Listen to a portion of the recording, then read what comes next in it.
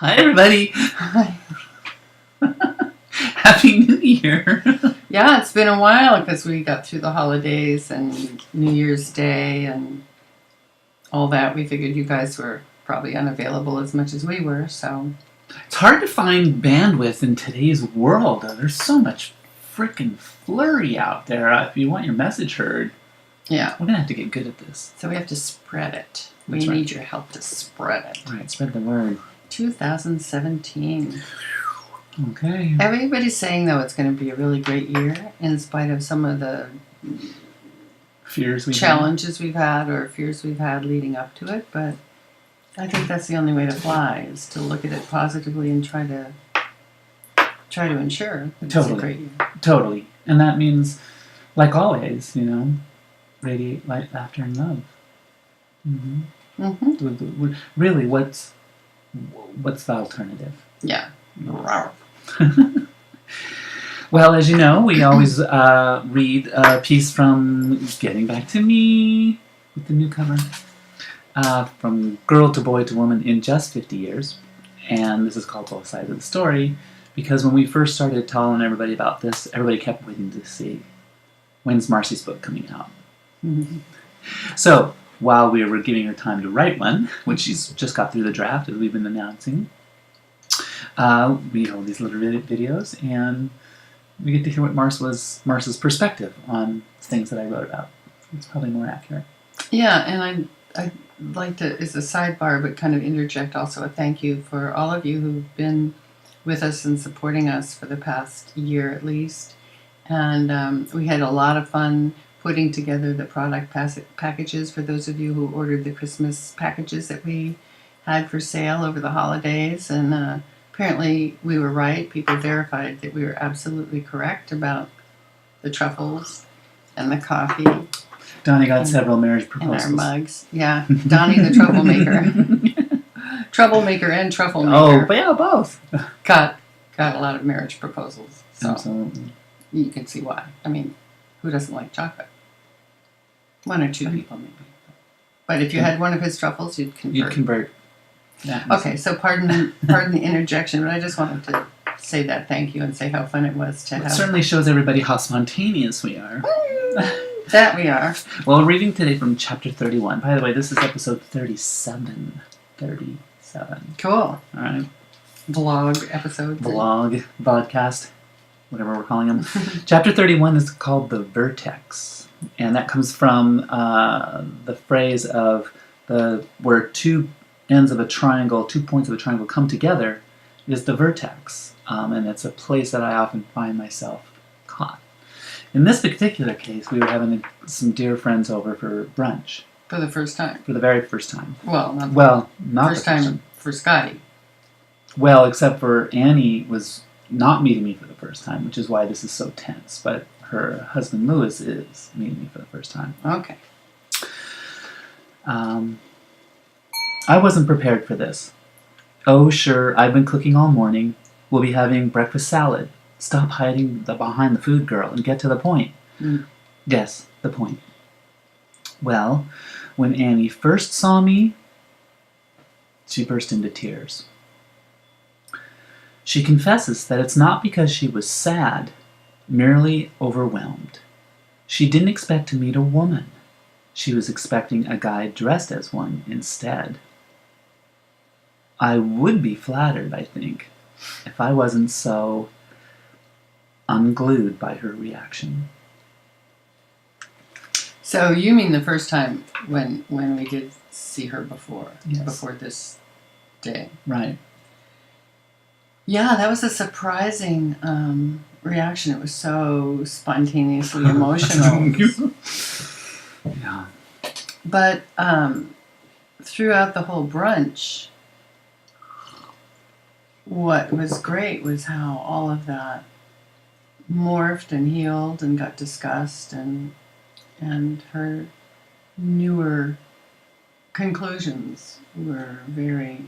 Well, it was rocky there for... I want to hear a little bit more about what you thought, but there was one point where she just announced, I'm not ready to accept you as a woman. And I was like...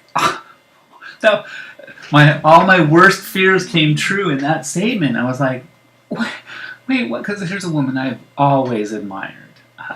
I want to be like Annie. I mean, she's just awesome. And so for her to be like not being able to accept me was like crushing. So, but you, so I was still like scabbing over from each wound, you know. But so, what did you see that made you feel like she was shifting? As I recall, by the end of the brunch, that part was true. Yeah, by the end she'd come around, but you must have seen it change. Oh, I thought. I don't know. It's just that's the part I remember. Mm-hmm. That she kind of went, "Oh, I got it," and I still love you. I think what we've been discovering is that people who knew you before are afraid that you won't be the person they loved before somehow. So they're preparing themselves to miss Scott. And I think once she was with you, certainly, and her husband was very comfortable all the way through and supportive, they kind of go, oh, wait, it's not, I get it.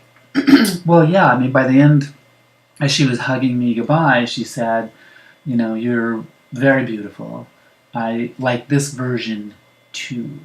So she still wasn't like completely letting go or putting the two of us together. She was still but that was in the length of a brunch. Oh, so, true. Yeah. Pretty quick, actually. Yeah. It was, but you know, it's funny.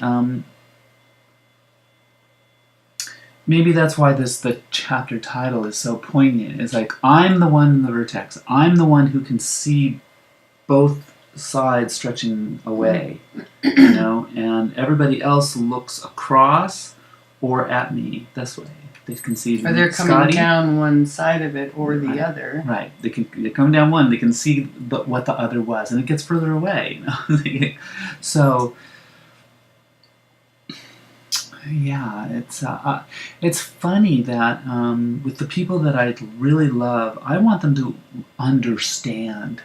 really understand what my experience of being trans has been, which was never.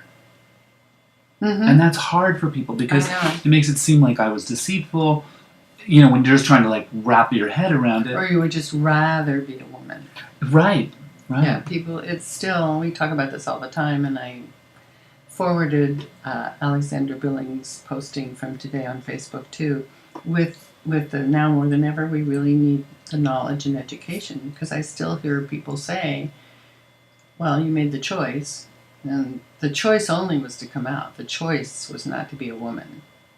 Yeah, exactly. You're not choosing whether you're a woman or a man. You're choosing if you're going to live it fully, because and you know what, we can't ignore the people in the middle who don't want to identify themselves with a binary gender at all. Well, that's kind of the point. I mean, I think those of us who are fully, you know, we identify as never been a man, always been a woman.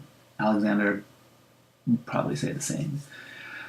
When we push against that boundary to get people to understand that this is how it's possible, and then someone comes up and says, you know, I'm kind of both, it's not a negation of our experience, nor are we negating their experience. What we're showing is both experiences are part of being human. Well, a Freedom of Marriage Act and everything. Oh, yeah. That was always the argument, is that somehow if gay people got married, it would taint straight people's Hey, they've been doing that enough by themselves. Well, I know. They own all the tainting they've been doing. I remember when I published the montage of cisgender weddings where people were getting married by Elvis or drunken slobs falling off of boats or skydiving or whatever. I mean, who's denigrating the sanctity of marriage more? Well, I think anybody who judges somebody else's marriage is the person denigrating it. You know, I don't even want to denigrate. I don't even want to judge someone else's marriage. But you know, But I'm just saying they don't have a leg to stand. Agreed. No, totally. but you know, I was livid when they were standing up for DOMA. You know, here was some guy who's been married 5 times and is a sexist, misogynist pig, telling me, who's been married for 27 years faithfully, that he knows more about marriage than me. Yeah, and yours should be nullified. Yeah, honey, we have been loving, faithful, wonderful, supportive to each other, blessing each other's ground for each other, like it's supposed. That's what marriage is supposed to be. That's what marriage is supposed to be. Yeah. Not something that you use as a cudgel or push people into your view of life. Which, frankly, who would want that view of life? Well, Ugh. more and more we're going to be seeing that. Yeah. Jack is out of the box, or Pandora is, or whatever, but people are trying even harder to stuff it all back in with trying to regulate LGBTQ or races or religions of people that come into the country or whatever. So, but it's not going to work. They're trying to push the river in the wrong direction. The river will eventually win. That's right. That's right. Well, on shall that we note, call it chapter 31. Hi, Annie. Hi, Annie. and Lewis. And Lewis, yeah. Actually, it's Anna, you know, but she knows who she is. She knows who she is. See you next time. And in the meantime, let's all Radiate light, laughter, and love.